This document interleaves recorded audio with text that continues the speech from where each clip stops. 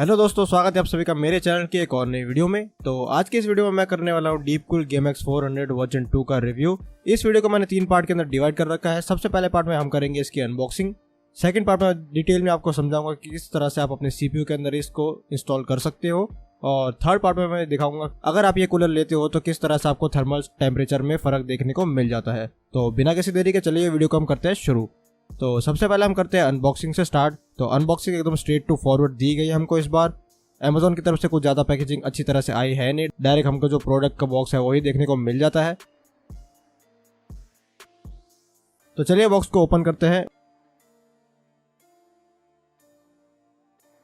तो सारी एक्सेसरीज आपको देखने को मिल जाती है इसके साथ, इंक्लूडिंग थर्मल पेज।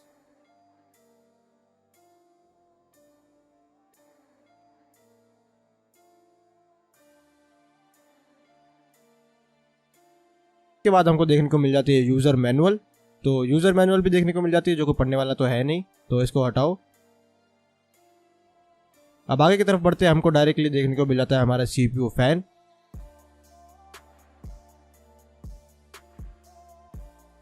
तो सीपीयू फैन की अभी फर्स्ट इंप्रेशन के हिसाब से क्वालिटी काफ़ी ज़्यादा अच्छी देखने को मेरे को लग रही है।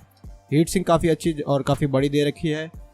हीट सिंक की क्वालिटी काफ़ी अच्छी देखने को मेरे को लग रही है। हीट डिसिपेशन में काफ़ी ज़्यादा अच्छी काम आने वाली है ये, क्योंकि काफ़ी ज़्यादा सरफेस एरिया हमको इस फैन के साथ देखने को मिल जाता है हीट सिंक का।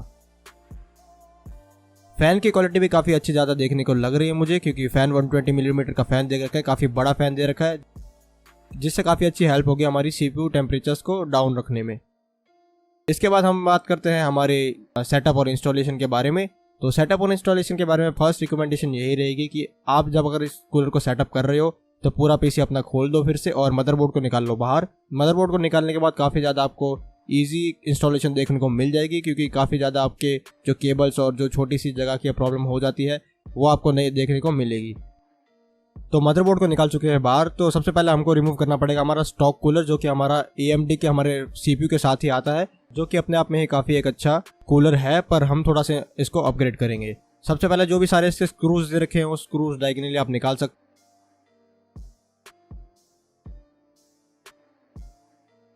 कूलर रिमूव करने के बाद जो हमारा थर्मल पेस्ट लगा है, थर्मल पेस्ट को हमको रिमूव करना पड़ेगा। सबसे पहले कोई भी कपड़ा ले सकते हो आप, गीला मत करना उसको। तो एक कपड़ा लेके प्रोसेसर के ऊपर जितना भी सारा थर्मल पेस्ट लगा हुआ है उसको आप आराम से निकाल दीजिए। थोड़ा सा आपको फोर्स अप्लाई करने की ज़रूरत पड़ेगी थर्मल पेस्ट को निकालने के लिए, तो इसमें घबराइएगा मत, आराम से आपका थर्मल पेस्ट निकल जाएगा। तो उसके बाद हम बढ़ते हैं हमारे नेक्स्ट स्टेप की तरफ। तो सबसे पहले अब हमको हमारी बैक प्लेट तैयार करनी पड़ेगी, जो कि हमको हमारे सीपीयू कूलर के साथ ही देखने को मिल जाती है। तो बैक प्लेट कुछ इस तरह से देखने को मिल जाती है हमारी।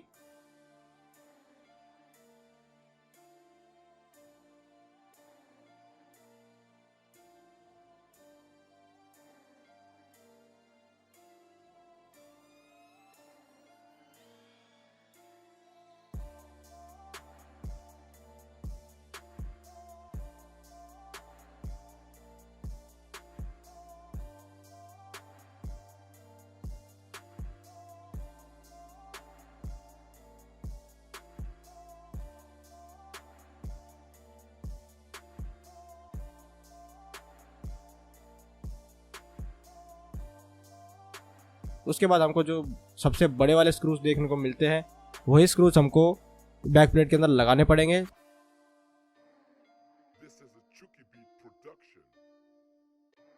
कुछ इस तरह से हमारे स्क्रूज देखने को हमको मिल जाते हैं। उसके बाद जो हमारे स्क्रूज हैं उसको आप लगा दीजिए। जो बीच का स्लॉट दे रखा है जो हमको AM4 सॉकेट के लिए लगाने की ज़रूरत पड़ेगी, तो जो हमारा बीच का स्लॉट दे रखा है, जैसा कि आप वीडियो में देख ही पा रहे हो, जहाँ पे मैंने स्क्रू लगाया आपको ठीक वहीं पे स्क्रू लगाना है। और जो स्क्रू है वो आपको थोड़ा सा अंदर की तरफ प्रेस करना पड़ेगा ताकि अच्छी तरह से ये फिट हो जाए, निकले ना। फिट करने के बाद कुछ इस तरह से ये बैक प्लेट दिखने लगेगी। तो आप देख सकते हो कि किस तरह से मैंने ये इनको इंस्टॉल किया है।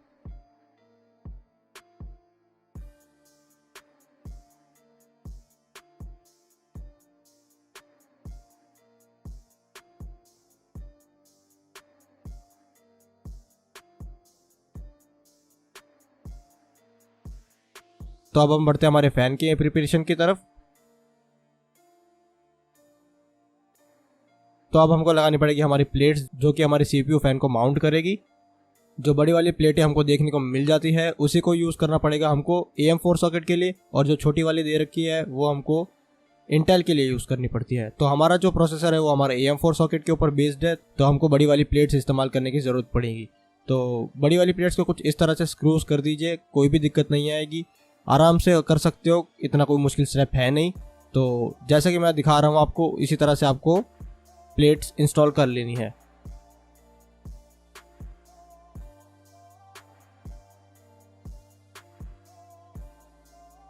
तो जो हमारा नेक्स्ट स्टेप रहेगा वो हमारे CPU फैन को हटाने में रहेगा, क्योंकि CPU फैन जो हमारा रहेगा वो थोड़ा सा हमको इंस्टॉलेशन में आगे जाके दिक्कत दे सकता है, पर एक बार CPU इंस्टॉल होने के बाद हम उस फैन को हम फिर से लगा सकते हैं।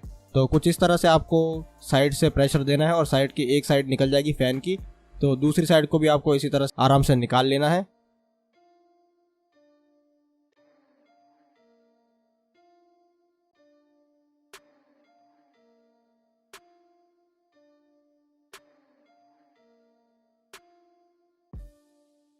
तो अब हम बढ़ते हैं आगे की तरफ। तो सबसे पहले अब हमको हमारा जो मदरबोर्ड है, मदरबोर्ड को हमको पीछे की तरफ मोड़ना पड़ेगा, और जो हमारी बैक प्लेट हमने तैयार की थी, बैक प्लेट को आप लगा दीजिए मदरबोर्ड के होल्स दे रखे मदरबोर्ड के अंदर, उसको आप उसके ऊपर आप बैक प्लेट को आराम से रख दीजिए। उसके बाद हम करते हैं मदरबोर्ड को फिर से सीधा। उसके बाद हम जो हमारी बैक प्लेट के ऊपर की साइड है, मदरबोर्ड के ऊपर की साइड, तो वहाँ पे हमको थोड़ी सी और प्रिपरेशन करनी पड़ेगी ताकि जो हमारा CPU फैन है वो अच्छी तरह से लग जाए।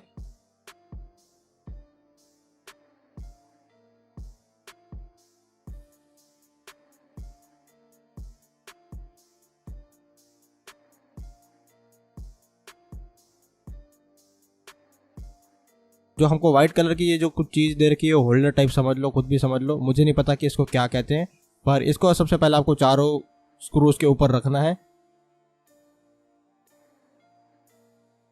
उसके बाद जो हमारा स्क्रू होल्डर है उसको आप रख दीजिए स्क्रूज के ऊपर की तरफ, कुछ इस तरह से, जैसा कि मैं वीडियो में दिखा ही रहा हूँ आपको। तो इसी तरह से आपको चारों तरफ लगा देने हैं। इसके बाद लगाने के बाद हमारा नेक्स्ट स्टेप आता है थर्मल पेस्ट का।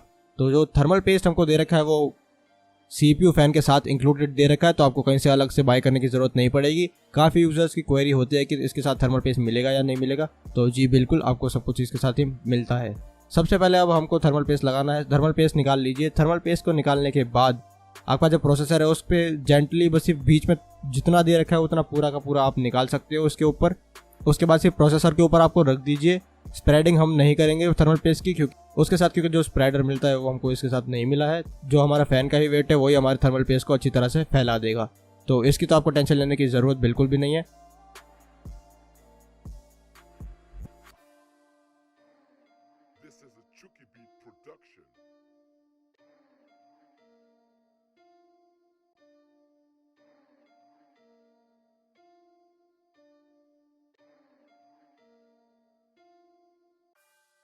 तो अब है हमारे फैन की बारी। तो फैन को इंस्टॉल करने से पहले जो हमारी वार्निंग दे रखी है, वार्निंग को निकाल लीजिएगा। वार्निंग ये दे रखी है कि इस स्टिकर को निकाले बिना CPU फैन को इंस्टॉल मत करना। तो यही है कि आपको CPU फैन इंस्टॉल करने के लिए आपकी वार्निंग निकालनी पड़ेगी आपको। तो वार्निंग को मैं कर देता हूँ रिमूव। उसी के बाद जो हमारा CPU फैन है उसको लगा दीजिए आप साइड में, जैसे कि मैं लगा रहा हूँ वीडियो में, आप देख ही सकते हो। जिस तरह से मैंने लगाया उसी तरह से बस आपको रख देना है उसके ऊपर, और बाकी हमारा जो फैन का वेट है वो अपना थर्मल पेस्ट को अच्छी तरह से फैला देगा। तो इसकी टेंशन लेने की ज़रूरत नहीं है कि थर्मल पेस्ट आपका कैसा लगेगा, किस तरह से लगेगा। तो बिल्कुल टेंशन फ्री होके आप इसको ऊपर रख दीजिए बस। उसके बाद जो हमारे स्प्रिंग स्क्रूज मिले हैं हमको इंक्लूडिंग हमारे CPU फैन के साथ, तो उसी को डायगनली आप लगा सकते हो, पहले राइट के नीचे की तरफ, उसके बाद जो ऊपर की तरफ लेफ्ट साइड में। तो डायगनली आप इसको फिक्स कर सकते हो। धीरे पहले हल्का सा कर दीजिए। जैसे ही आपके चारों स्क्रूज लग जाते हैं उसके बाद आप चारों स्क्रूज को टाइट कर दीजिए।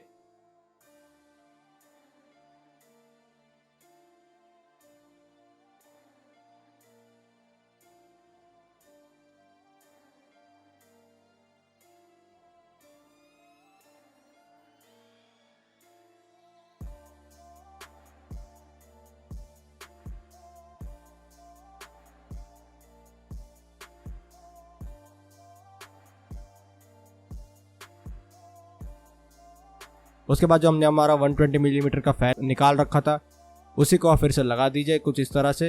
जहाँ पे हीट सिंक के साइड में आपको साइड्स दे रखी होती हैं कि वहाँ पे आप अपना फ़ैन इंस्टॉल कर सकते हो अच्छी तरह से। तो उस फ़ैन को आप वापस से लगा दीजिए। ध्यान रहे कि जो हमारा फ़ैन का फेस है वो हमारी रैम की साइड्स होना चाहिए। फ़ैन जो हमारा लगेगा वो रैम की साइड लगेगा ताकि सारी हीट्स आपकी एग्जॉस्ट फैन के थ्रू निकले। अब इसके बाद हमारा फ़ैन हो चुका है इंस्टॉल, CPU फ़ैन हो चुका है हमारा इंस्टॉल अच्छी तरह से। तो अब हमको हमारा PC फिर से बनाना पड़ेगा और सारे हमारे फ़ैन अच्छी तरह से इंस्टॉल हो चुका है। इसके बाद हमारा जो भी PC है वो हम फिर से बना लेते हैं। उसके बाद हम देखते हैं कि किस तरह से हमको टेम्परेचर्स में गिरावट देखने को मिलती है।